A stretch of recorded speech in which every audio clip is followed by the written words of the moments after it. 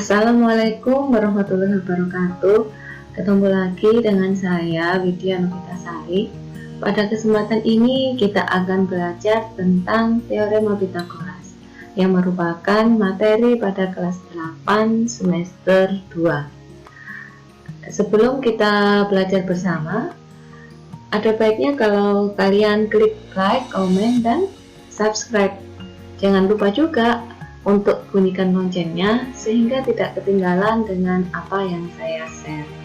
Oke, sekarang kita mulai belajar tentang Pythagoras.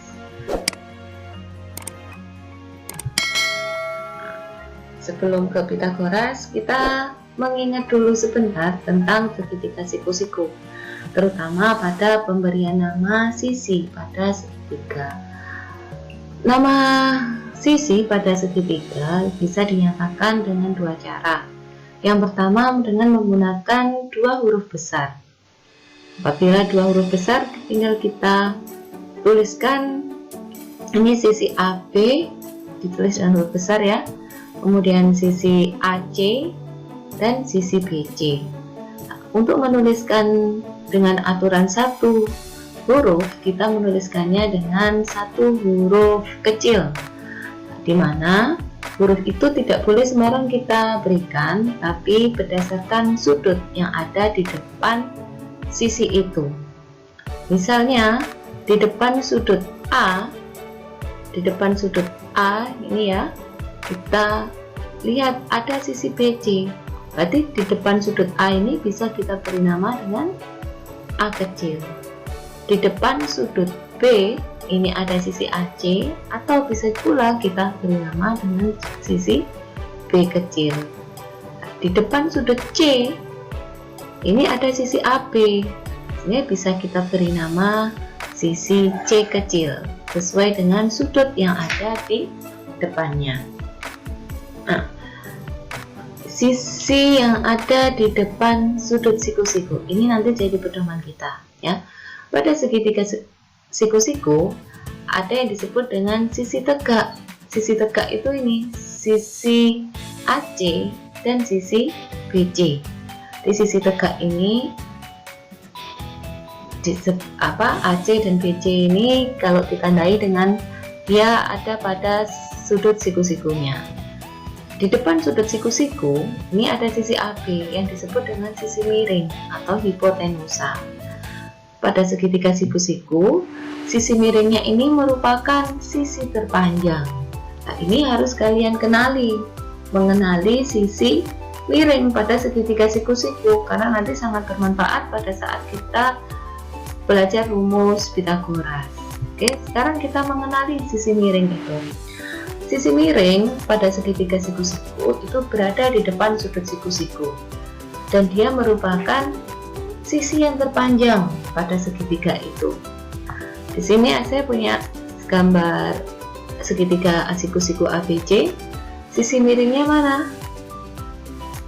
Sisi miring dari segitiga ABC yaitu kita lihat sudut siku-siku.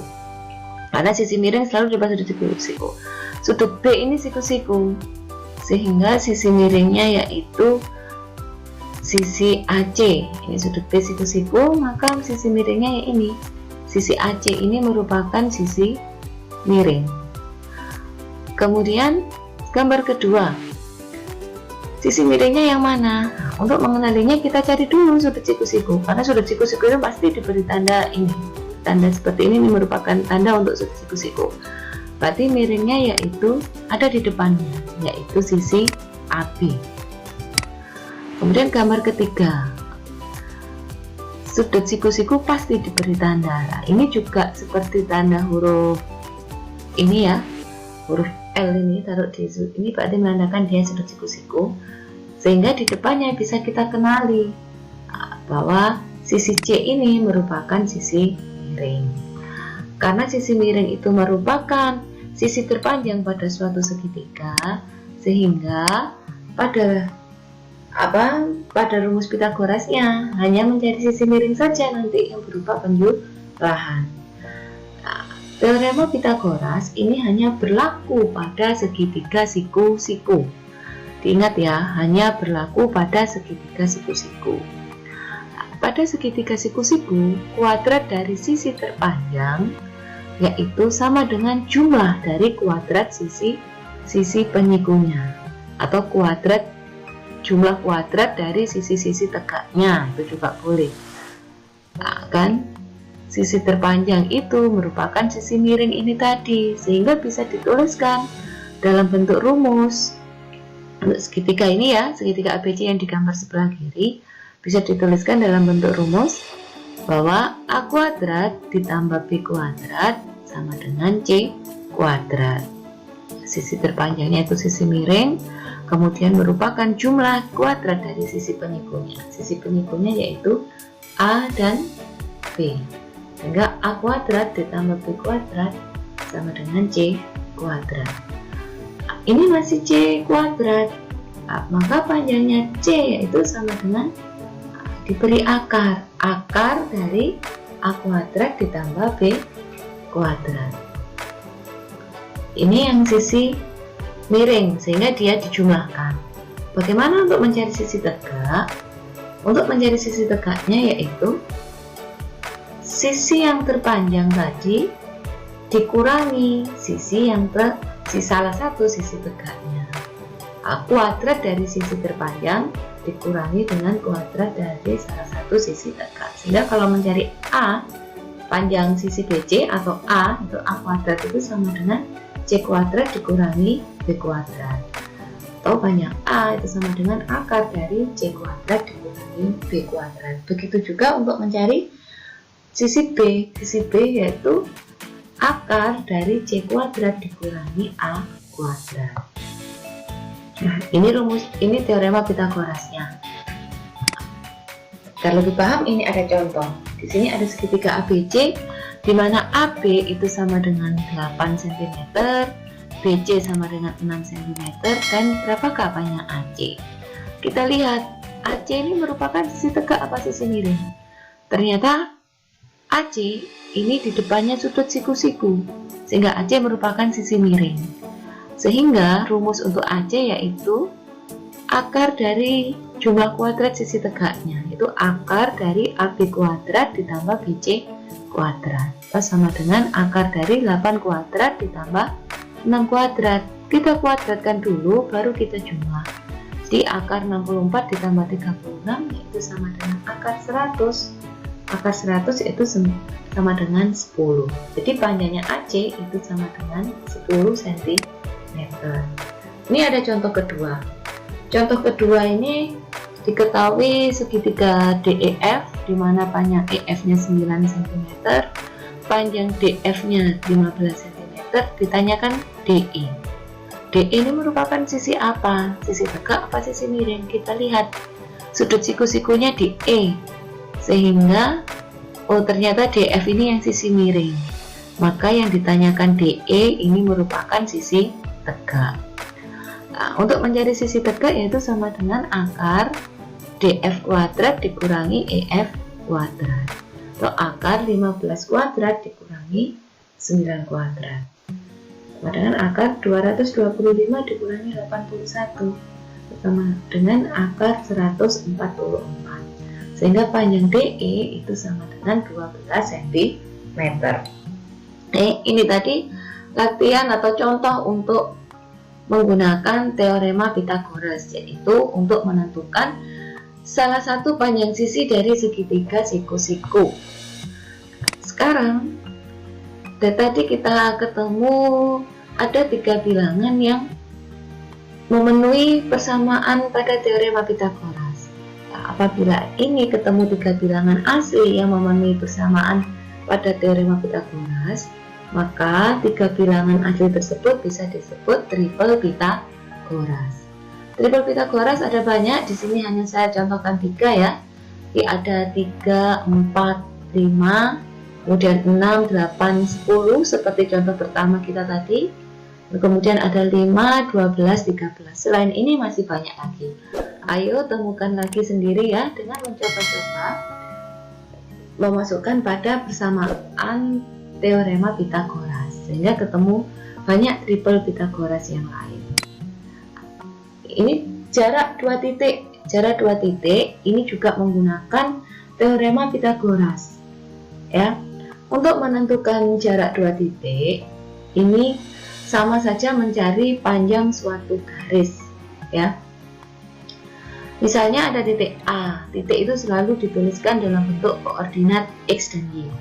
Apabila ada titik A dengan XA, YA dan titik B dengan koordinat XB, YB, maka jarak titik A dan B atau panjang garis AB ini sama ya, yaitu akar dari XB dikurangi XA kuadrat ditambah YB dikurangi YA kuadrat.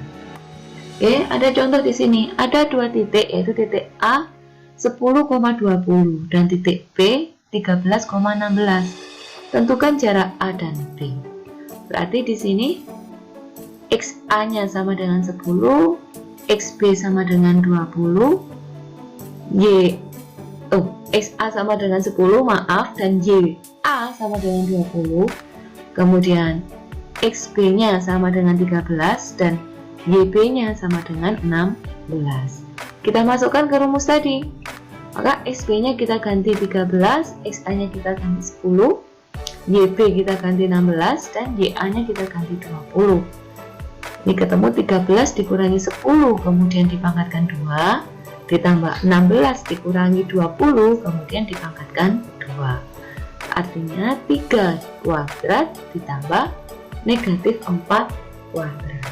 Sehingga jarak titik A dan B itu akar dari 9 ditambah 16, yaitu akar dari 25 sama dengan 5. Jadi jarak titik A dan B atau panjang garis AB itu sama dengan 5. Oke, ini juga salah satu fungsi dari teorema Pythagoras ya, menentukan panjang garis atau jarak 2 titik.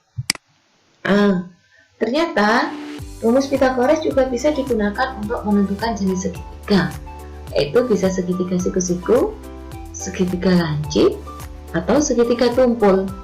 Apabila dia memenuhi teorema Pythagoras, yaitu A kuadrat ditambah B kuadrat sama dengan C kuadrat, maka dia disebut segitiga siku-siku. Tapi apabila A kuadrat ditambah B kuadrat itu lebih besar dari C kuadrat atau lebih besar daripada kuadrat sisi terpanjangnya, maka dia disebut segitiga lancip. Tapi apabila jumlah kuadrat atau A kuadrat ditambah B kuadrat itu kurang dari sisi terpanjang, kuadrat dari sisi terpanjang, maka dia disebut segitiga tumpul. Perhatikan ini, ada contoh suatu segitiga dengan panjang sisi 7 cm, 9 cm, dan 10 cm. Apakah segitiga ini merupakan segitiga siku-siku? Maka kita tinggal masukkan pada teorema Pythagoras. Diingat di sini, kita analisa dulu sisi terpanjang. Sisi terpanjang ini nanti kita beri nama sisi C ya. Sisi terpanjangnya yaitu 10 cm. Itu untuk C, jadi C sama dengan 10 cm. Kemudian yang sisi lainnya ini kita beri nama A dan B, yaitu A-nya 7 cm dan B-nya 9 cm. Kita masukkan pada Pythagoras. Di sini tidak saya beri tanda apa-apa, tidak saya beri tanda sama dengan, tidak saya beri tanda kurang dari atau lebih dari. Kita nanti tinggal lihat hasilnya. Nah, di sini A kuadrat ditambah B kuadrat titik-titik C kuadrat. Kita masukkanlah A tadi 7 kuadrat, B tadi 9 kuadrat, lalu C-nya 10 kuadrat. Artinya 49 ditambah 81 kita bandingkan dengan 100. Dalam 49 ditambah 81 ini 130. Dan ternyata 130 itu lebih besar dari 100. Atau hasil penjumlahan tadi lebih besar daripada sisi terpanjang. Sehingga dia tidak memenuhi persamaan Pythagoras. Maka segitiga ini bukan segitiga siku-siku, melainkan segitiga lancip. Ya, seperti ini kegunaan dari teorema Pythagoras. Oke, belajar kita sampai di sini. Kita nanti akan lanjut pada kegunaan atau penerapan dari teorema Pythagoras pada video-video selanjutnya. Jadi, jangan lupa untuk klik like, komen, dan subscribe, serta bunyikan loncengnya sehingga tidak ketinggalan dengan yang saya bahas berikutnya. Oke, wassalamualaikum warahmatullahi wabarakatuh.